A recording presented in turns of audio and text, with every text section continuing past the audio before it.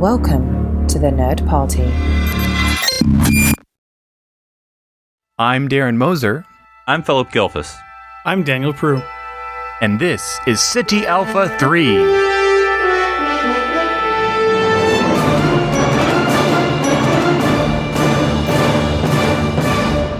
Hello and welcome to City Alpha 3, a Star Trek podcast here on the Nerd Party Network. My name is Darren Moser, and I'm joined, as always, by my fellow Strandees with a new communication system, Philip and Daniel. Do I have to say it's new Star Trek? Because we're going to be saying that for a while. But I'm enjoying the fact that we are closer now to a time where I don't have to hold my tongue. And you guys have caught up on Picard. We're not quite there yet, but... So do you rewatch your future episodes every week? I haven't yet, but I think I will, just because they're all so good. It's so good so far. Do you remember where this one ends? So you don't give away. Oh, that's a good question. I'll tell you. Yeah, just tell me. Where does it end? It's when Elnor gets shot. Oh, okay. Yeah. And so they're trying to go back in time, but they haven't yet. Yes, about to get beamed up. But. They just beamed up, and Elnor gets shot, and that's it. Oh, wow. Yeah. And then jealous, ragey, Seven husband. Yeah. Mr. President. Comes on, and he says his little quip about Picard being a traitor. I like how we never actually have learned this guy's name. Like, he may have a name, but I don't think we've committed it to memory at all. I don't know if y'all may have seen this, but did you see that the actor is what's his face or what's her face's dad is Isa's dad, the android. Wait a minute. I have no idea what you're talking about. Yeah, what are you saying here? What's her name? The synthetic on the show. Soji's father. Soji? Yeah, that's her real life dad. Oh, okay. Really? Okay. It helped when you say the actual name, but yes. I said her name, Isa. You said name? What's her name? Interesting. I will say that I actually liked his character a lot, and I was kind of upset he was the only new character that's like on this whole planet. Like the only 7 characters we interact with are all the same planet people. Being Earth, but Earth. I get it. Whatever. I mean, we can get into it, but I liked the character. He seemed like believable and like snarky and.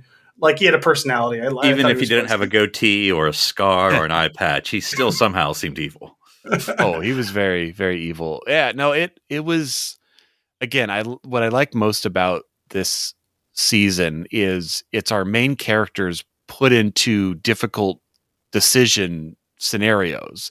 Like you gotta, how do you toe the line, and you gotta play along, but you don't want to commit, genocidal atrocities. So what do you do? And it's really an interesting way that they have to live in that world. But what was how did you? It seemed like it wasn't your total cup of tea, Daniel. Well, I mean, that's a dark, evil. Was it your cup of coffee?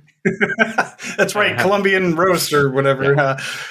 Truly the darkest of timelines for Picard. And this is not too much of a knock on the episode, but it did take me out of it. I liked the sequence where Seven was like trying to test different things, but also at the end she's like, I don't understand what could possibly be happening. I'm like, Seven, you've been in like 18 alternate universes. That should be like a course in Starfleet Academy. Like, you're going to wake up in some weird alternate universe, play along until you figure out what's going on, and then try to get out of it. And everybody was like, well, what could possibly be happening here? I don't understand this at all. She might also be a little disoriented because, I mean, technically in that alternate world, Picard isn't a synth and she's not Borg. So she's going to be running differently. I think Picard gets like a nosebleed. Like he's not because Q smacks him. Yeah. Yeah. He's not a synth anymore. He learned that from Cisco. So yeah. Well, wait a minute. Are you telling me the writers of season 2 were like, oh god, how the synth thing? What's the loophole here? We're like alternate universe. I would love it if they did. If they wrote it out and he's just an old man again. But that's not going to be the case. Yeah. But I mean, and I'm sure Darren has the answer from the future. But it took me the whole episode and maybe like a day later to think, wait, Soji's not in this because she can't be. Is she in this season? I don't know. Like, I think here's the other interesting thing. I think as a whole, I think we're going to get we're going to get more variance in the type of characters and the type of stories we're getting versus a normal show, because they know it's 3 seasons. It's already shot. It's already done. So meaning if they, like, I don't know if Eleanor lives, like, because he could just die, and they could do that because, it's not like we got to keep all the main characters around for season to season. Like this, we're playing in a different sandbox, in my opinion.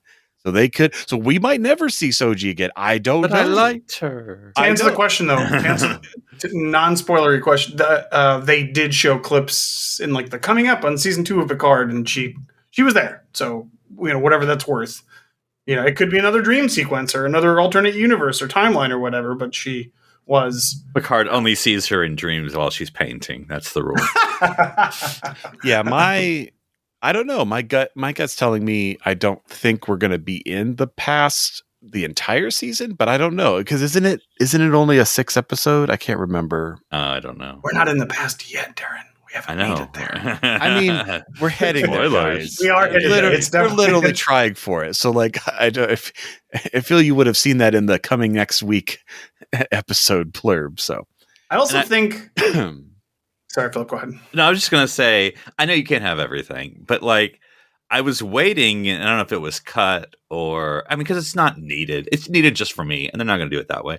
But like when Picard, like they have that first initial, near the end of the episode of like where Picard's explaining it, and he mentions Q. Seven has met Q, or at least met his son, but she had no reaction about, I know Q. So. Oh, was she in a Q episode? Yes, with Q's son, the bad one. It was the last one. But he was there. Like, remember, he makes her naked. Yeah, and he's like, yeah. About perfection. Oh yeah. Okay, then she should definitely have said something snarky about that. She should have. Yeah, and like that would have been hilarious if she'd been like, "Is his son here too?" Like. Elnor says he knows of Q because of his studies or whatever, or his reading Jean-Luc's biography. But like, I think everybody should know who Q is. He's kind of one of those things where, it's kind of important in this universe. But oh well, I guess. What is wrong with Q? What do you guys think is wrong with Q? I don't know. I mean, it could be the continuum of the alphabet is dying. It could be. I really don't know what's wrong with Q. Yeah, I don't know. But John Delancey, man, is bringing it. I like every scene he's in. I'm like, this is gold. And it's interesting because, again, I know we're not going to talk about this the whole episode, but even in Voyager, like he talks a little different. Whereas in this episode, he's like like the way he talks, it's like old school Q. He doesn't, I don't know how it never ends. Picard. Yeah, and the way he just, because usually he's just brought down to size. But that's how he talks with Picard. I mean, you're talking about talking different in Voyager. I mean, his interaction with Janeway is completely different than Picard. Mm-hmm. It's a very different vibe, but no, I'm been enjoying it, and catch up with next week's episode. But hang on, real quick before we move on, I just want to talk about the one scene, the skull scene. Guys, memento scene. These writers are not subtle. These guys, they're not subtle. And whoever, they just, I mean, what evil Picard is. There's Martok's skull right there. And there's Sarek, and he killed her right in front of Spock too. And it's like, come on, guys. Like, at least in the old Star Trek, where they'd be like 2 things and then one alien thing. They didn't follow that rule. It was 3 people, 2 from like was that Quark on the far left? Or that was the I think it was the Negus. There was his staff in front of it. I didn't see the staff. He's killed the Negus. He's killed Gul Dukat. He's killed everybody. Is this all the Eradication Day, awards? I guess. Which apparently that's a new thing, but I think it's only when it's like the last of your kind you're killing. I don't know. Well, it's very, without being pushing up my glasses, it's very Roman, because they would have in ancient Rome, they'd have the tributes, is what they call them, where the successive general would have a parade, and at the end there would be a ritualistic killing of the captured king or general or whatever at the end. There you go. Yeah, and what else was there? And then there were some other eagle-eyed people who have had time to review frame by frame, not I, but they've noticed like, Colonel O'Brien and, Major Tasha Yar of the whatever, and fighting against Tuvok of the Vulcan uprising or whatever. So, all these names are in display. It's fine. So I can't help this. But one thing is, and they made it very explicit in this episode, they talked about it specifically, that this is not an alternate universe. This is the same universe with an altered timeline. Right. And the timeline alteration comes in 2024, where with the Watcher, whoever that is, of course, why can't the Borg Queen be more specific? We don't know. Well, my Whatever. wife stopped to ask if it was Jeffrey Wright, and I said I don't think so. But anyway. We'll see what it is. It felt very comic booky with the name. But yeah, it is a comic book. That's right. It is From yeah, What yeah. If. That's Mhm. right. So, but my problem here is, at this point, none of these people should be alive. None of them. Zero. Picard would have never been born. None of these people would exist in an alter. Well, at least none of the Earth people would exist. Mm. I mean, in the Star Trek alternate butterfly effect works in a very plot-driven way. Just saying. Where It we just need to bothers keep me. this moment intact. Everything else can change around it, but I know. The alternate universe right. makes more sense, at least, than the alternate timeline, because the alternate timeline would change everything, and presumably, like World War III just rages First on Contact. or whatever. I mean, First Contact, the whole planet's Borg. I mean, that's a changed timeline. Yeah. This is So- like we take a half step to the right. But even such a small thing would. I mean, there's wars. There's wars on. We invade Romulus and Cardassia, and all this other stuff. All these people, nobody would be alive. They'd be different people. There would be totally different people. That's all I'm saying. Anyway, sorry. And without getting into it, it does make me think of, like, philosophically, how is the mirror universe? What's that explanation? That just people are just evil is like more so? Like was there a specific time? Because I mean, if you think the mirror universe is just really just a separate universe in which often it's attributed to losing World War II, I think. Mm-hmm. But maybe they go back farther. I don't know. Yeah, no, it's interesting. I mean, again, it is. I think Jerry Ryan did an amazing job acting in this, because, like, for her character, just kind of putting the pieces together, and she's the president, and she, we see her having to figure that all out. I like the line with Raffi where she's like, "Oh, she's gonna wear that well." Like, Seven's pretending to be president. That's gonna be fun. But yeah, no. So yeah, so another episode of Picard down. I think it was called Penance, and bad things are happening. So we'll see what happens next week. That was our 10 Probably more bad things. minute recap of the episode. But this week, through our pool of totally shared ideas here on SETI Alpha 3, one of us, I'm not going to say who, recommended that we talk about the Stargazer. And I decided to take that in a direction of, oh my gosh, we have this amazing set and this amazing ship. What if we had a Stargazer series with Rios? And what would that be like? Which, honestly, they could do, because if this show is ending in one more season after this one, and it is, why? Well, no, I mean, that wasn't. I guess I wasn't meaning to state that as a question, but if this is ending, gosh, because this is ending in a year, why not continue like Rios' story and a couple of the other characters? It doesn't have, obviously would not include Picard, because Patrick Stewart, I'm sure, is done after this. But yeah, what kind of it's kind of like, let's tell the story of, didn't we just roll over a year? Isn't it like 2401? I feel like they just rolled over a year. I think so. In time. Anyway, the 25th, beginning of the 25th century. But this could tell more next gen decade stories, because it's the only show in that block, because Stranger Worlds is Kirk's time and Discovery is far future time. And unless I'm missing something, Prodigy. That's true. Prodigy's ish Years around before this. here. Well, it's before, but not by much. Lower Decks is probably closer. Like 30 years, I would say, or 20 years.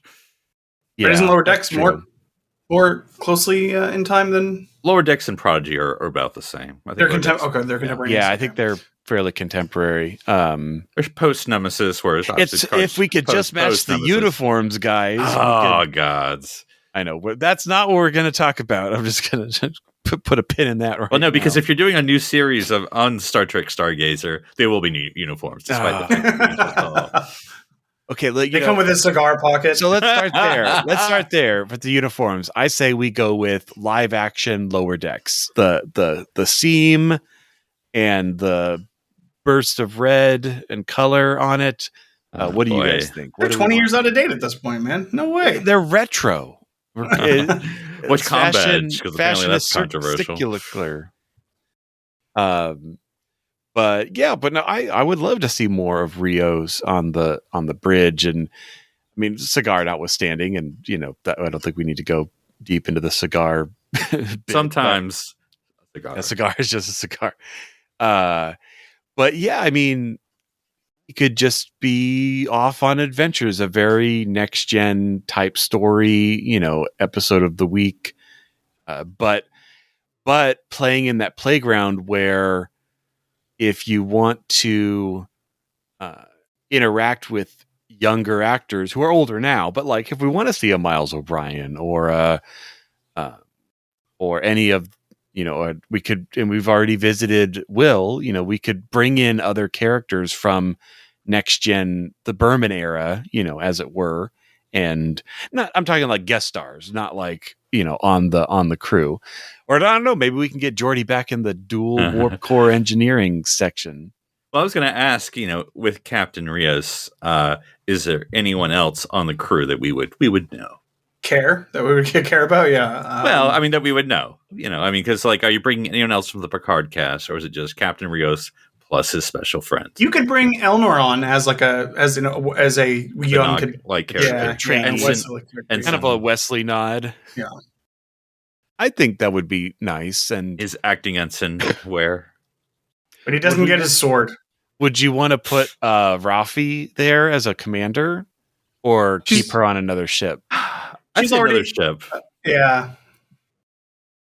I mean, it'd be because depending on it's your show that you're pitching here, Darren. But because it might be interesting where it's almost. I'm trying to think. We've never done this, but like in our fantasy world, it would be like Enterprise, season 6 at this point, where you'd see the Columbia every now and then. And so maybe you'd see the Excelsior every now and then, and so right. She could be a guest star status where, I mean, we can run into Excelsior all the time, guys. It's going to happen. It's Star Trek. It's just out there, that ship. But yeah, that could be more of a crossover kind of show when we actually see the Excelsior more often, because there's no other show to really cross over at this point. I was talking again about some next gen names, but because I know you were asking versus like Picard characters, and I think I would just keep it with Elnor. Like I don't need Picard V2 show. Like I'm more focusing on Rios and his ex-girlfriend Agnes doesn't work in, she doesn't. No, she also she doesn't survive season 2 of Picard. So Daniel's written. Yeah, just saying. I'm just thinking that's how I'm gonna reconcile it in my mind. Why not Commander Tuvok or something like that? Something you say you want to bring some of those people back. Let's go out one. Everyone's aged out at that point. They're all Admiral Tuvok at this point. They can't be that old. How old is Tim Russ? It's been 25 years in Starfleet since this point. He's a Vulcan, so it's okay. Oh, that's true. They age slower and they promote slower. So he's like, you're counting on the prejudice of the Starfleet system. Okay. All right, that's fine. it's his penance for not promoting Harry Kim all those years. There you go. Yeah, Lieutenant Commander Kim. It's been 25 years, but there you go. All right, Harry Kim, right, is probably in his 50s. Garrett, and he's now in a blue shirt running sensor. Probably in his 50s. He's got the 1 pip, Lieutenant Junior. Yeah, he's. I'm just saying. How old do we think? How old do we think canonically Picard was when he started? He was a captain for 20 years at that point, of course. But when he was on the Enterprise, I think he's probably mid-50s, right? So you give can't remember the character's name now. You give Ensign Garrett. Kim. Harry Kim. You give Kim a couple of ranks, and he's still a little behind, but he's fine. He'll be fine. So just make him Captain Kim of the Excelsior. Boom, and everyone's happy. Yeah, we've never seen who the captain of the Excelsior is, so we have no idea. That'd be funny. It's like it was Kim all along, and we just didn't know. Kim. So we could do that. Well, as far as characters, that is true because it is a bit of a time jump, and a lot of those '90s actors are a lot older. I mean, not like Picard or Patrick. Lieutenant Wildman, come on! Oh, yeah. So you're just characters, not necessarily actors, which is fine. Yeah, I like it. Oh, that's true. So are you saying recasting that character, but having it be older? Don't know what she's up to these days, but anyway. Maybe she's busy. Yeah, you never know. That's true. We could do that. I don't know. I guess it depends on what kind of story you're trying to tell here, because I don't know where the state of the universe is. It's not going to be a galaxy-saving story. There is no giant. There's no giant thing out there. Always a thing that we have to save. No, I'm gonna. I guess I would try to take a page more from. I could think what Strange New Worlds is going to do, where we're just out exploring, and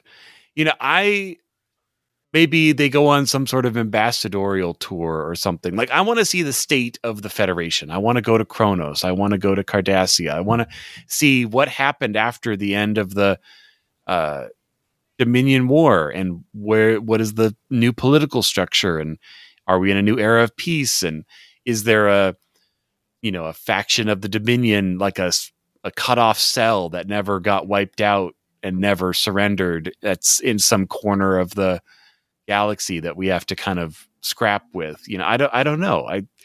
That's what I kind of am interested in. Well, and I think, and again, not that we know much, but we're creating it whole cloth here. The Stargazer is not, I assume, not the flagship. So, I mean, it's not like that's true. It's not like the best ship, in the world. They get the B tier missions.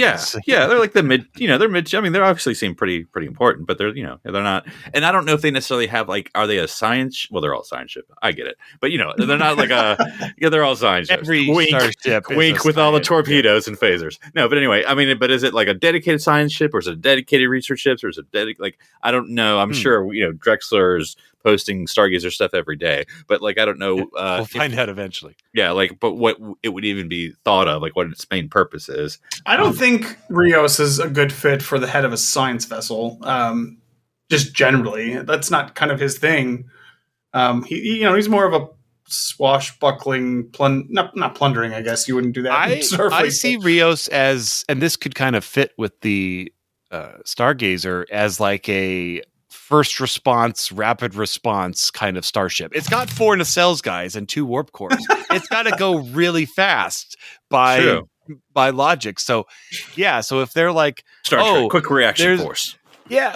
I mean, I'm being serious. Give him a nice tactical Starfleet 911 security force. He's got some troops or something, and then bring back the Makos. Bring back the Makos. All right. And then if they're like, oh hey, Praxis blew up again, something happened, and then so they, he puts the pedal to the metal, and they get there in a day. I think that could be interesting, and it's not first contact situations, but he's zipping around the galaxy as fast. I like that because he could, he's the the Starfleet has learned from only having one ships in quadrants. We learned from that, so we're gonna have this quick. It's okay to have one ship as long as they can react really quickly.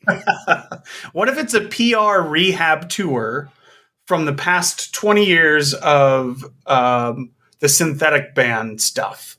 Like, what if it's like, oh, people are like, hey, man, you guys went real hard the other way when you had that attack, and nobody trusts you anymore, or whatever, And then they save the universe, and they reverse their policies, and now robots are okay.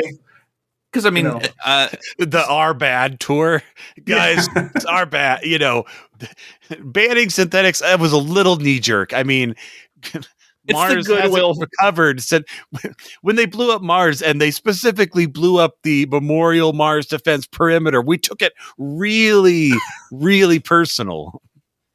Yeah, the Federation Goodwill Tour. Yeah, because I've been thinking about, which I won't go into here, but I've kind of been thinking about sort of the evolution of the Federation that we've seen in the shows in the past couple of years.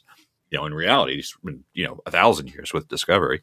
But are you meaning like laying the seeds towards the quote unquote fall of the Federation? I mean, that's a ways away, but we could head there.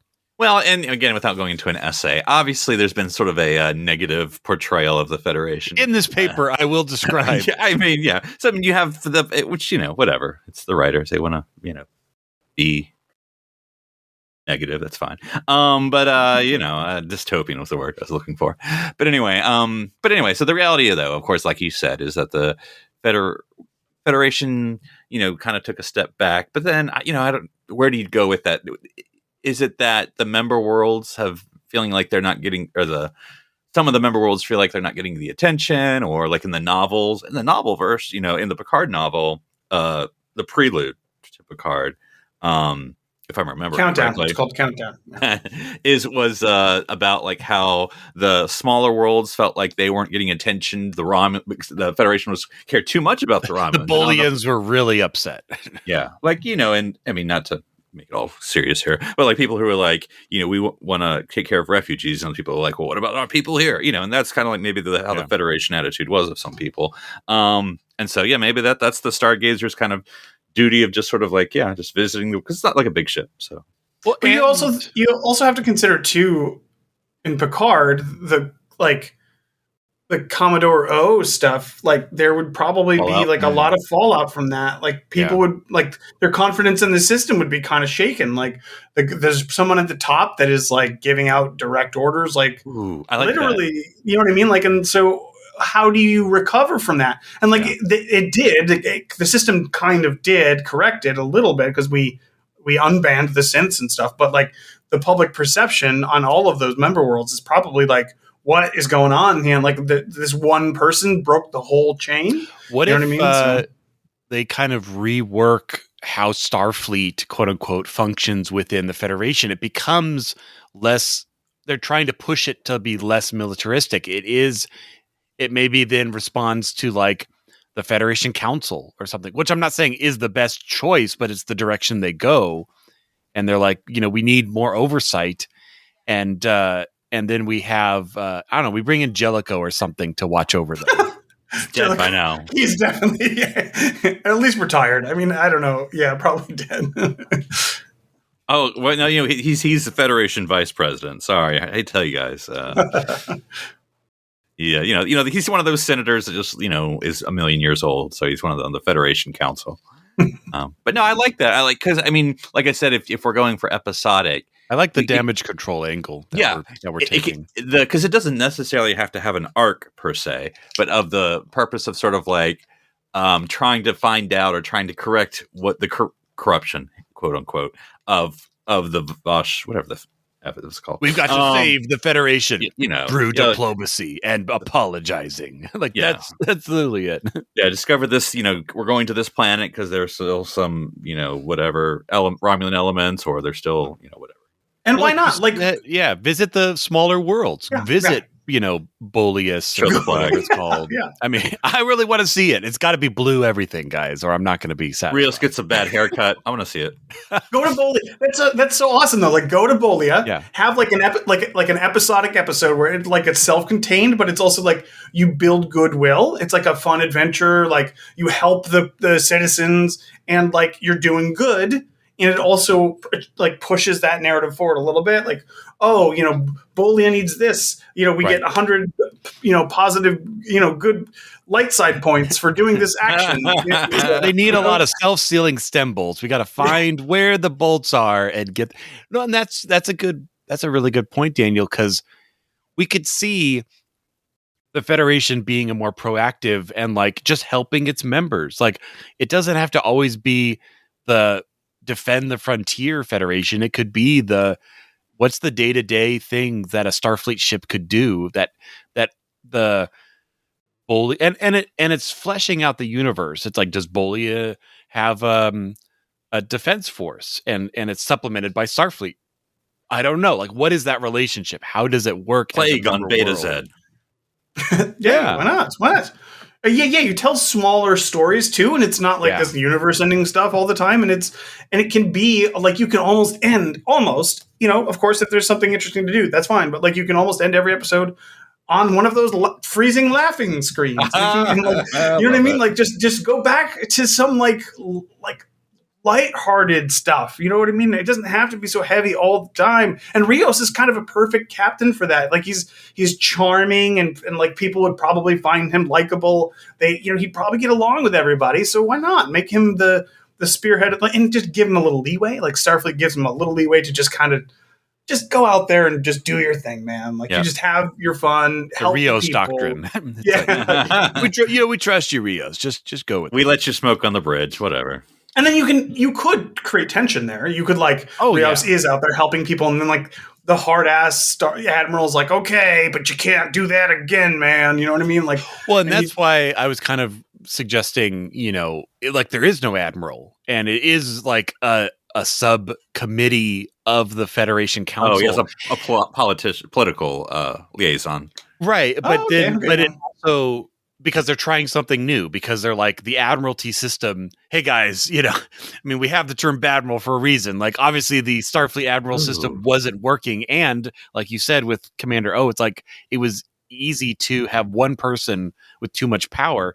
So, and again, I'm not saying this is the right solution, but it's the solution they're trying with this, a political officer and I know. Political officer is not a great concept, but I like what you're going. But I'm not disagreeing. I just watched Crimson Crimson Red Tide. October. I got yeah. Try not to go too Soviet on this podcast. But I do like the idea of a civilian representative of the Federation government as a character.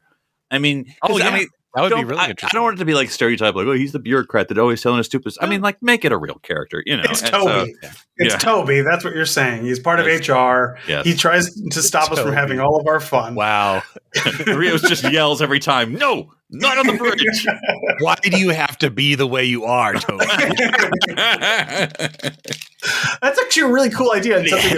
And even though it's not technically his seat, he always sits in the off to the right seat of the captain. Like he's just claimed it. It's like, no, that's actually I'm sitting here now. And and you know what? Like you could have so much fun with that type of character. Like make them like a friend of Rios, right? But they also so they're not always adversarial, but they also have to like competing professional obligations, and so you do have some level of drama there. You can build it without it being like I hate your guts and this is terrible, but everybody believes in the system and everybody wants to work together towards the same goal, kind of like Star Trek.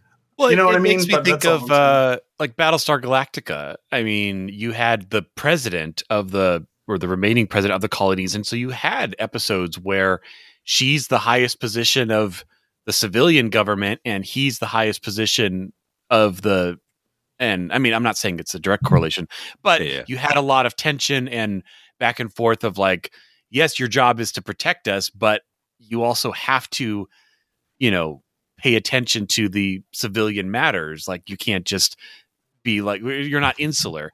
And not that Rios is like the head of Starfleet, but you could have that same kind of dynamic between Rios and Commander Toby, whatever we're that's right. What title are we going to give them? I don't know, counselor. I don't know. Beats me. That's true. Commander would imply a Starfleet rank. Yeah. Although I think even though he doesn't use it, Undersecretary Toby. He's going to point out the fact that it carries the weight of a commander. because he's got to have some sort of pull. Oh yeah. He doesn't have the pips, but Man, I don't know what you need to tell us, Philip. What would this position be? Yeah, for this seems like something you'd be able to come like up with. Secretary? Philip. I think of like in the. I thought it was like undersecretary. All right, us undersecretary. Yeah. Because I mean, in the without at least in the U.S. military, because civilians work in the army, like my dad does, and they have their own levels, like salary levels, which they are equivalent to in an authority. I mean, not necessarily to order someone, but at least as far as responsibility, you are the same level as a lieutenant colonel. You're the same level as a colonel. You're the same level, depending on if you're a GS 10, GS 11. But anyway, blah blah blah. But all that to say, you can make that in the pilot episode. That's like a little throwaway line, I have the same authority as a commander. Right? Exactly. And and Rios is like, sure, okay, if you say so, sir. Do you think it would be commander? Do you think that's the level that they would be? Oh, well, if you do captain, it's going to be really hard. Yeah, you can't do captain, right? Yeah. So, but do you think it would be as high as commander? Because that also has implications. Yeah, I think it'd be fine. Because I think it should be. It's not like a 20-year-old. Yeah. And you have the like the chief medical officer as commander. Like there are other commanders on the ship, and I like the dynamic though that we're developing because, again, you're also going to have if it's in a military matter or if it's for the defense of the ship, like I'm basically not going to listen to you and I'm going to do what I think is right. And there's like, no, you need to listen to me because that's the whole point of this reorg in the command structure of, it's the anti-badmiral reorg. They're trying. Is it? Man, this is a fascinating concept. I kind of love it. I really wish they would go like this way. Would it be a bridge officer? Would it be somebody that literally just? Because they'd be kind of bored, I think, like most of the time. If they, I think they would have their own office. Yeah, on the you know what I mean. And then, but I think they would have like station on the bridge, maybe off to the side. Well, because I would think with the Toby thing, like Rios is like he's not sitting on the main chairs. He occasionally will, just because he feels like it. And it's the first episode he tries to sit down, and Rios is like, "No, you're over there." It's in the corner. Deck 2, buddy. But it's actually next to communications, and then Rios realizes that's a bad idea because he's often like, "Belay that, communications officer." He's like right there, and it's like, "Oh, why did I put him there?" But that'd be cool. I mean, like we're joking, but it'd be cool if it was a sort of a station not on the whatever you call the command portion of a bridge. The command well, because it gets up though, so well's usually anyway. But like his station's next to a junior officer, and so he or she, don't know the gender. So we get a perspective of a junior officer. Yeah, they make friends with like ensign or crewman or whoever there, and so it's kind of like with Lieutenant Junior Grade Kim, who's 55. Exactly. A new character, obviously, or Elnor could be Elnor. Give him some screen time, and he gives his absolute candor of how he feels the system's going. Are you putting him in the beehive? I know that makes no sense, but when you said Yeoman, he's got the hair for it. He does. Along the same lines, I would want them to have an actual assistant that was also in that same command structure, separated. Always walking around civilians with like a big old pad. Like, yes, sir, I'll get that ready for you, sir. Like he needs a civilian like undersecretary, and that's what assistant to the secretary. And you make that a younger character that interacts with like the lower decks and stuff, and like you could just have some really interesting dynamics there, I think, and that'd be a lot of fun. So. Man, this is great. Why aren't they listening to us? Are we going to do the assistant to the undersecretary or the assistant to the undersecretary? It's very office, guys. But, hey, if it's not broken. Yeah, I can feel like some joke where Rios is like, well, what rank are you equivalent to? Yeah, and it's like, ranks are more amorphous in the new Federation.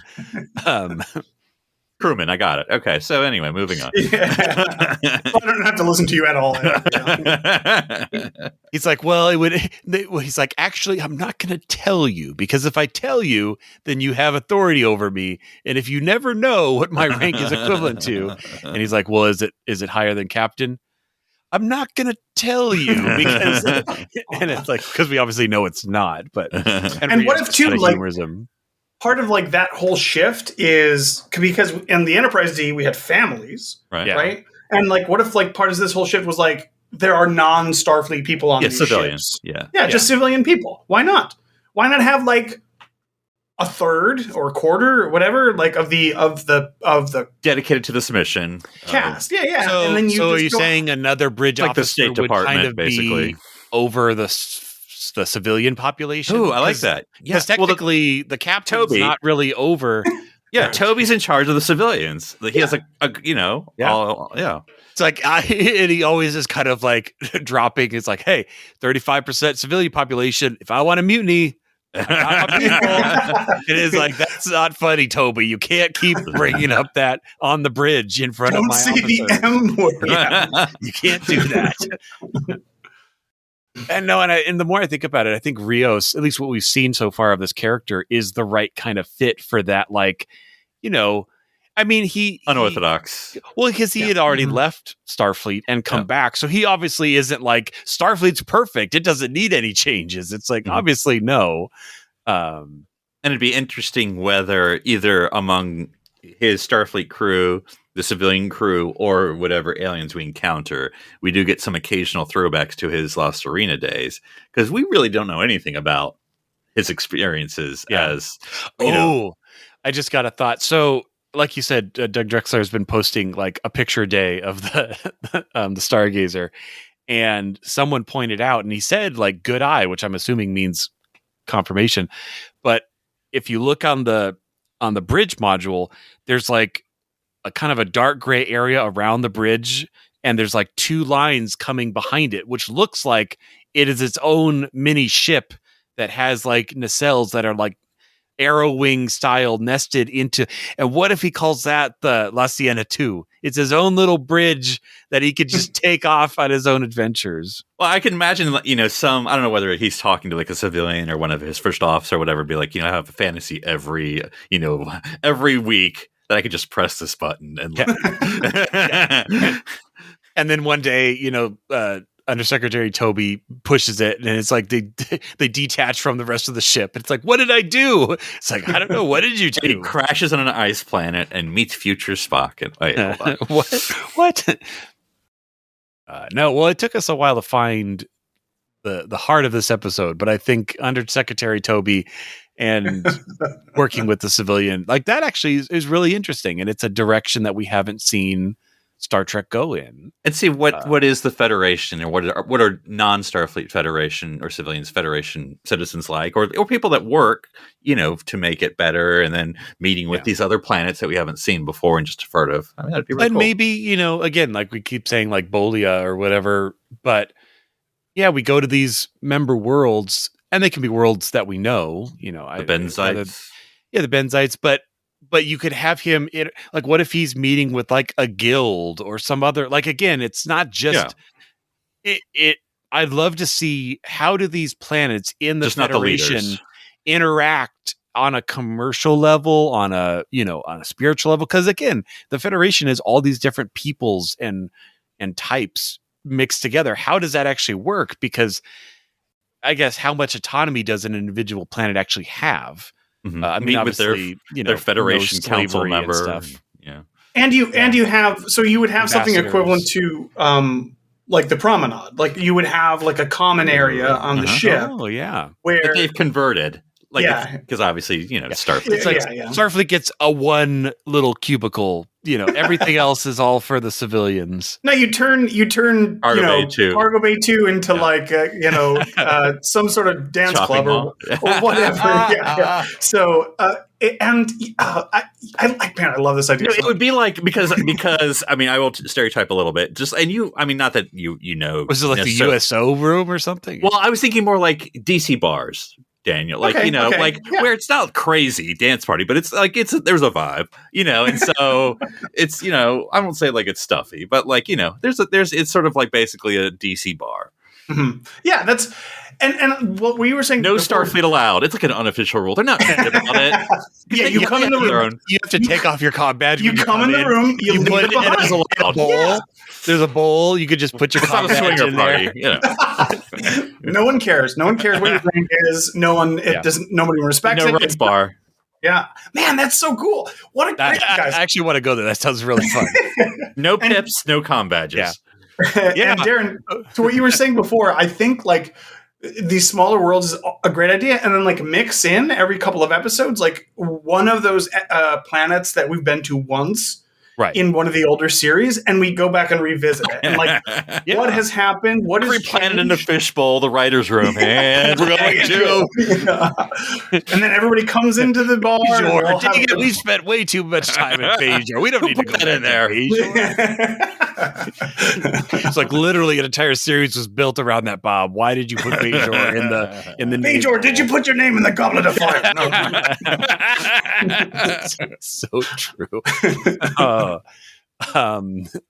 But yeah, I mean, we keep saying like Bolia, we could go to Trill. I know, just go to Binar. Binar. Let's go see the Binars again. Cool. And Benzite. I'd love to see Mendon the Third or whatever his name is. They have other names. It's all going to be the same guy, and they're going to use like CG technology to just have him play all the Benzite.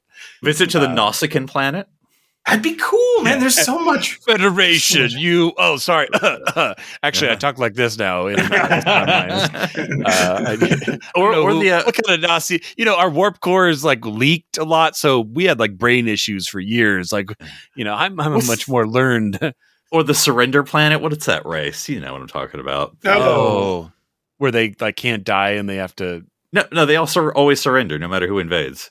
It was with the Picard episode where he was in that room with the Chalnoth and or heck, let's go back to the Shellyak and the what do they call it? We carry they call it the balance or the populace, the membership. Oh yeah, he called it something, but anyway, let's see them settled on their planet now. And we're going to check in, and it's all paragraph 2, section 3 is and Rios is like, this is not my thing, guys. A Federation lawyers. They're have about 10 attorneys there. We've already seen the Federation, and they're part of the civilian population. Yeah. That's totally fine. Yeah. Yep. What about the children of Tama? Tomalak. The Tomalak people. Yeah. Why not them? Why not them again? Yeah, man. We have linguistic episodes. Lower decks can't have all the fun. We can see them. Yeah, man. Part of the mission is recalibrating or updating the universal translator. So we're. Oh, I thought you were going to say updating the duck blind because we don't want them to know we're there. Well, maybe they're going. One of the episodes could be turning off duck blinds. It could be like, we're trying to get out of this business. It's like at 3, 2, 1, surprise! We've been here. You mean remove them and then turn them off? Okay, yes. Heck, we could go visit Batu. Or not? Sorry, God, I feel stupid. I know you're talking not about Batu.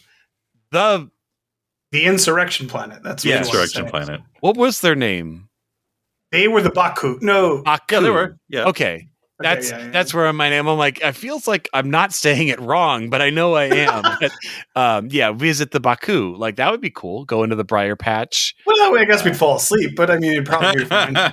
Daniel's like, you mean Bajor Jr.? I don't mean Wait, at the end of the episode, they just stay on their planet, right? They just stay. The movie. They just stay on their planet. So there's still apparently becomes a good place for shore leave because Picard says he wants to spend 368 days of shore leave there. So, and then, but whatever happened to the holodeck ship? Is that just hanging around? Come on, that's a really cool. It's their new bar. I don't know. Or they leave it in orbit. It's like if you want to come visit, you have to beam in there, and we'll evaluate you if you have good intentions, and then you can come down to the planet. What about that holographic children stealing planet from season 1 of TNG? Oh wow! Where they took all the kids? They had clones. Yeah. So is this going to be like a grand circle tour of all the planets? The clones, horrible Irish stereotype planet. Boy. Up the long ladder, right? Yes. Yeah. Well, and then there's the Masterpiece Society. Yeah. Man. No, we don't need that. Well, but I want to see if their society collapsed because we messed with it. Maybe it did. We should go back to the planet with Data's pen pal. Oh, wait. No, we shouldn't do that. That's sad. That's a sad thing. Well, what if Soji comes and visits and she knows Data? It's like I'm Data's daughter because she basically is. What about the Yeah. First Contact planet? Not the movie, the TV show, or Lieutenant. Oh, But anyway, yeah. maybe they're actually coming around to First Contact because it's been 30 years. They had warp drive. They've Is that the one where Riker is? Yeah. Malcorian? because- Am I making that up? Because if I I, think that's right. remember That's right, correctly, there's the girl who leaves Yeah. Mhm. because she wouldn't be satisfied with, and so we could have her show up, like bring in the same actress and have her years later, like she's lived with the Federation and she's like, oh, even better. Oh, this is a great episode. She's the one to help First Contact them. She's like, they're like, okay, Second Contact, but but meaning like they've monitored them and they're like, okay, they're ready now. Their populace is ready now super ready. for. What a great follow-up that would Yeah. be. How amazing would that be? Like, we literally waited until they were exactly ready, and now they are, because it's been 30 years. Why not? That's perfect. And Yeah, then she comes back and she's like, hey guys, the general pop is like, hey guys, so I left with these aliens like 30 years ago and they're cool. So let's welcome to the Federation. And that would be an be interesting awesome. episode if you want to go the square out, because you can do a very modern take of that it's in a lot of good ways, a celebration, but then there's a lot of society. It's like, oh yeah, she was abducted. Yeah, that's the real story. That's true. And you have to deal with, how do you present to a whole planet? But yeah, it can't be smooth. It's got to have issues. Although, what are we going to call the episode, guys? Because like we're running out of First Contact puns names. We've done First Contact. We've done Second Contact. We've done First Con-Tac. First Contact Redux. The second of the first contacts. First Contact squared. Oh, we go there you back to Who Watches the Watchers planet, man. Like, that would be cool. There's probably a Picard religion at this point. Yeah, they're like, so guess what? Picard actually is immortal now, and you were right. Just try to shoot him. Nothing's gonna. Yeah, they're like, maybe we should have Picard come here. This is actually making it worse. This is so awkward. Because that's funny. Oh man! They throw his spear, bounces off. It just bounces. That's not the story you told us last time. Or it's like the trouble now. Cupid episode where it hits him and he just looks at it like Data. He just like flicks it out like what? It's like, oh, it mixed my third intercooler on the left side. Yeah, no damage done. He's like do moving his fingers. I'm good. He just the whole like data finger test.